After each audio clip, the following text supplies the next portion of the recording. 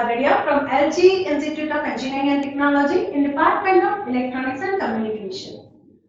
Today we will discuss the subject that is control system design, and in this we will discuss the design of state variable feedback system, and our today's topic is state space representation of physical system. Now in our earlier session we just discussed how to derive the state space model for the electrical circuit, for DC armature control model. Now if any physical system, that is in terms of mass, spring, friction is given to us, then how we can represent this, that we will study in this session. So the example is for, here consider the rolling cart system given in the figure. Now we want to obtain the state space model of this system. Right, this is the diagram. Now how we can get, see already this topic is also you learn in the subject control system. So what we have to do, if such diagram is given to us, then first of all we have to draw the one equivalent diagram. Now for that we just defined a few rules, if you remember. The one rule is what? The force and mass that is always connected between a one displacement and reference. The mass or force that is never connected between two displacements. Remember this, point number one. The second point is what? The number of nodes that is equal to the number of displacement. That is here, see the y1 and y2, that is known as a what? Displacement. So here I have a two displacement. So my number of node that equal to what? It's a 2. One is y1, another is what? It's the y2. Then one by one we will connect this.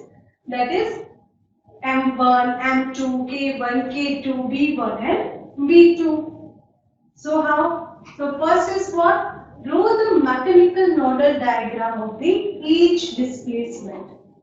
So first of all, make a node. One is y1, another is y2, and the one line that is for the reference. So how we can connect one by one? That is, first of all, you just start with the force. Force is related to which displacement? Then that is related to y2. So how we can connect? That is between here. Or you can start with the v1 also. That is, as such, there is no thumb rule. Let's start with the v1. So the V1 that is associated with the Y1, and see the one end that is connected with the reference. So V1 is connected between the Y1 and reference. Now K1 that is also connected between the Y1 and reference. Now M1 that is, of course, that is Y1 and reference, because the immediate displacement or related to M1 is what? It's the Y1.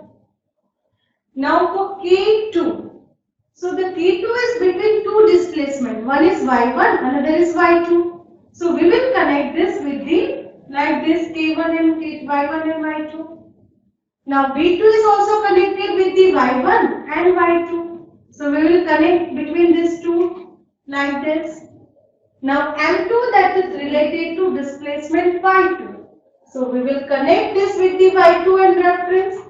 And finally, we will connect this force. Now, this is our nodal diagram of the given mechanical diagram. Now, based on this diagram, we want to write down the nodal equations. How we can write down? See, this is my diagram.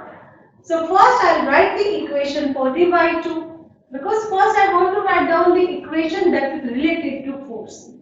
So this incoming force is divided between these three different parts. Like what we consider in a node analysis, here same way we will consider. That is incoming current that equal to outgoing current. So here incoming force that equal to what? It's an outgoing force. So my incoming force is what? It's a M. Now that force is divided in a three different elements. One is M2, another is K2 and V2. Now, the force related to mass, that is become what? So, you know F equal to mf. A is what? Acceleration. if you want to write down that acceleration in the terms of displacement, that double derivation. That's why we just derive one thing, that is for m, it's a double derivation. For the f, single derivation, and string as it is. Okay. So sometimes friction that is represented by the small f. Here the friction that is represented by the v.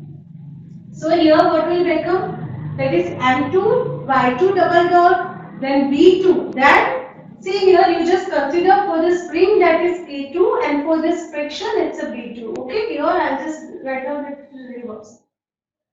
So v2 y2 dot minus y1 dot, because you have to see this greater than sign, and greater than sign is towards the y2, and plus k2 as it is, that is y2 minus y1. Now, next, we will write the equation for the y1. Now, this incoming force that is divided between v1, k1 and m1. So, the incoming force is what? It's a v2, y2 dot minus y1 dot plus k2, y2 minus y1, that equal to m1, y1 double dot, v1, y1 dot plus k1 into y1. Now see, we want to select the variable. How we can select the variable? That is, first you just identify how many displacement are there. Then there are the two displacement, one is the y1. So you just take x1 equal to y1, and the derivation of that displacement, that is your another variable, that is x2. Now another displacement is what? Is a y2. So x2 that equal to y2, and the derivation of the y2 that is become by another variable, that is x4. Now we will write the equation that is related to x1 dot. See, x1 dot equal to what? It's a y1 dot, definitely, because x1 equal to y1. So x1 dot that equal to y1 dot, and that is nothing but the x2. So this will become my first equation. Now the second equation that is related to x2 dot. So these are the my state variables. So if I take the x2 dot that equal to y1 double dot, do I have any variable that is related to y1 double dot? Then answer is no. Then where you can find out this? Then you already have written two equations. One is for the y1, another is for the y2. And here you are interested for y1 double dot. So what we will do, we will take the equation of y1. So this is the equation of y1. Now in this equation we want to substitute our state variables. So what that is become? That is v2, x4 minus x2, k2, x3 minus x1, m1, x2 dot, then v1, x2 dot, because y1 double dot. Y1 double dot that equal to what? Is x2 dot. Plus v1 x2 plus k1 into x1. Now what we will do? We want the equation for the x2 dot. So from this equation we want to make our subject that equal to x2 dot. So m1 x2 dot that equal to minus k1 p2 x1 minus v1 v2 x2 plus k2 x3 plus v2 x4. So the x2 dot that equal to minus k1 k2 divided by m1 into x1 plus minus v1 v2 divided by m1 into x2, k2 by m1 x3, v2 by m1 x4. Now next we want to write the equation for the x3 dot. These are my state variable. See, the x3 dot that equal to y2 dot. But yes, I have the state variable for the y2 dot. So x3 dot that equal to y2 dot, and that is nothing but the x4. So directly I will get the equation. Now next, that is to find out the equation for the x4 dot. So these are my equations.